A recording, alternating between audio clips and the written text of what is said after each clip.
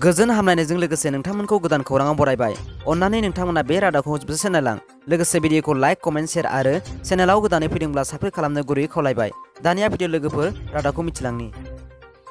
गिबि खौराङाव दङ गुवाहाटीनि सिलिंखार जानायनि जाथायनि खेंफोरथि होग्राफोरनि सायाव आसाम आयेन आफादनि बुंथिगिरि बिस्वजित दैमारिनि फिनजाथाय बर' फिसाफोरनि सायाव इनाय अनागारि खालामनायनि जाथायनि सायाव राजखान्थि हान्जायाव थानाय गोबां दैदेनगिरिफ्रा जेबो मदद राहा आरो खौरां लाहैनि थाखाय माखासे दैदेनगिरिफोरा गाज्रि रावै सोंखारिदोंमोन।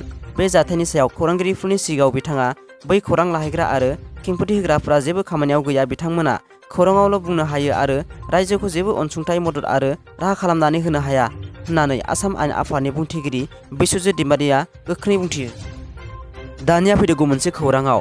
बिजनियाव दायना बुथारनाय 60 सुबुंफोरखौ जिउ जोबजासिम जोबथेसालियाव साजा फोसावबाय।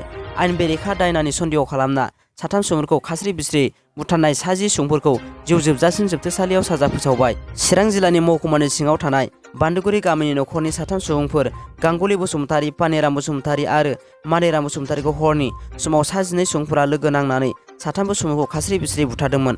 मंगलबारखालि बिजनी कर्टआव 302 थानानि जाथायनि सायाव गोथौयै नायबिजिरनायनि गेजेरजों दायनानि सन्देह खालामना मानसि बुथारनाय 60 सुबुंफोरखौ जिउ जोबजासिम जोबथेसालियाव साजा फोसावना होयो आरो गुबुन 2 बुथारग्रा दायनिगिरिखौ थैबाय होननानै मिथिनाय जादों।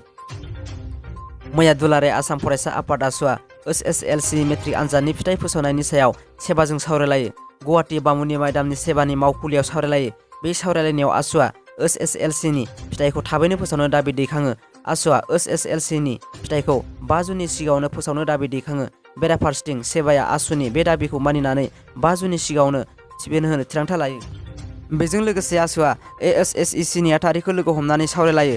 एएसएसइसिआ एसएससिनि जोबथा फिथाइखौ जुन दाननि 20 खालाराव फोसावनो थिरांथा लायो। मख'नो गोनांदि आसामाव सोलिबाय थानाय गुनुसमनि जाउनाव फिननाय बिलाइनि कारेक्सन खालामनाया गोबाव जादों होनना बर्डआ आसुनो फोरमायो।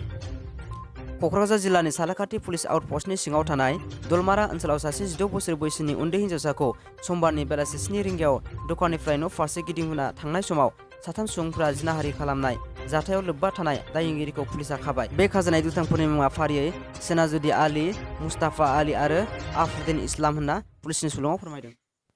दानिया फैदों जोबथा खौराङाव। बर' फिसा Nabajit Narzary DID little master season 5 नि टप 9 जायगा मोनबाय। साननैसो सिगाङाव जों बिथांनो मोनसे नम्बराव मिसकल होनानै भट होदोंमोन, बिनि फिथाइखौ मोनबाय। जों बेबादिनो खौसे जानानै भट होनो नांगोन।